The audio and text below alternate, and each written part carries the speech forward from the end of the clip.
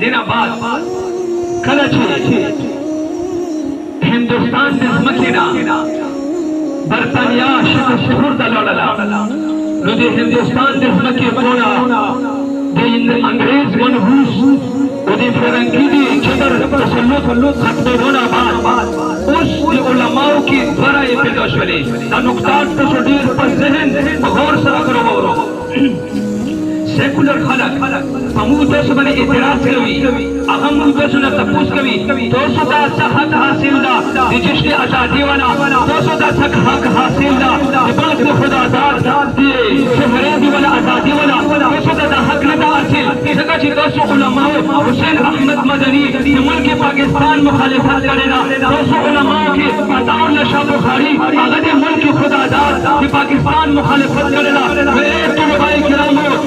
همت مدرسے دارالعلوم ذکر یہ نوجوانانو دا خبر په غور سره واورو د ملک پاکستان او د هندوستان په ټوکړې کې دوکې په بیلېدو کې د علماء ډېرې جوړې شوې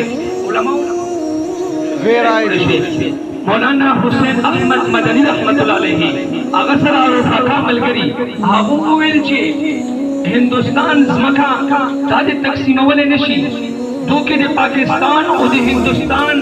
دو فرق دي نشي کولای بلکې دا مسلمانان بالکل یو شي کفر دي پرا دو د مضبوط سټیټ جوړ کی په یو ځمکه باندې اوسېږي د پاکستان او د هندوستان تحریک ته ختم شي پاکستان هندوستان ټوکړي کېدل تقسیم کېدل ختم شي بل طرف ته امو اکابرین علما مولانا شبیر احمد عثماني مولانا ظفر احمد عثماني مولانا اشرف علی تانوی رحمت الله علیه یہ دوه رائے دا پاکستان د تقسیم شي پاکستان د یو الګ ملک جوړ شي مسلمانانو ته یو بل سټیټ جوړ شي چې مسلمانان په هغه کې خود مختار وي محترم مسلمانان په هغه کې قرآن حکم نافذ کړي مسلمانان په هغه کې خپله خود مختاري وي خپله ازادي وي دا د عالم علماو رایه وه چې دې کې مولانا شبیر احمد عثماني صاحب مولانا ظفر احمد عثماني صاحب مولانا اشرف علی تانوی صاحب دو علماء د هندوستان علماء سره په دې خبره کې اختلاف و خو چې کله 1940 के 23 मार्च 1940 के قرارداد پاکستان پیش شروع نو هغه نه بعد عطا الله شاه بخاری رحمت الله علیه یو تاریخی کلمات پیش کوي یو تاریخی الفاظ دي عطا الله شاه بخاری دي عطا الله شاه بخاری فرمایي چې مو د سولا چې دا کومه خبره ده پاکستان هندوستان دا دولت یوشي دا ناراض ختم شي بنੇਗਾ پاکستان دا ناراض ختم شي بنेगा هندوستان تقسیم دے ہندوستان شی تقسیم دے پاکستان شی دا ناراض ختم شی ہندوستان پاک سرزمین او پاک ہندوستان پر صغیر پاک په هندي یو سٹیټ وګرځيږي یو ملک ته وګرځيږي هغه دې پرا دو علماء رائے کله چې عطا الله شاه بخاری ته پته ولګیدا عطا الله شاه بخاری فرمایي ماته داسې معلومیږي او ماته داسې یقین ده چې پاکستان به جوړيږي هندوستان به جوړيږي دا ماته رائے مولا داسې پخادا لکه سبوي څنګه سترګا راخېدل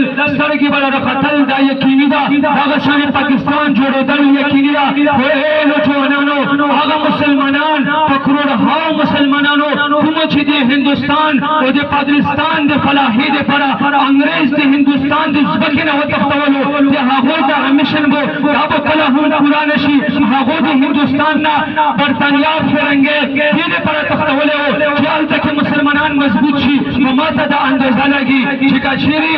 پاکستان او هندوستان تقسیم شي نو بیا به دا خلوص ته هغه خلکو هغه د خلوص نه ډک خلک چې هغه خپل وینې تیر کړلې هغه خپل خزه بچي تقسیم کړو چې هغه دا خواهش پورا نشي هغه تقسیم شي هغه د خواهش دا پورا نشي او بیا اخر کې دا معلومه شولا چې هغه عطا الله شاه بخاری والا هغه کلمات هغه ثابت شول او بیا په پاکستان کې هغه نظام نافذ شول کوم نظام نه پرا چې ملک خداداد دې پرا خلکو قرباني ورکړي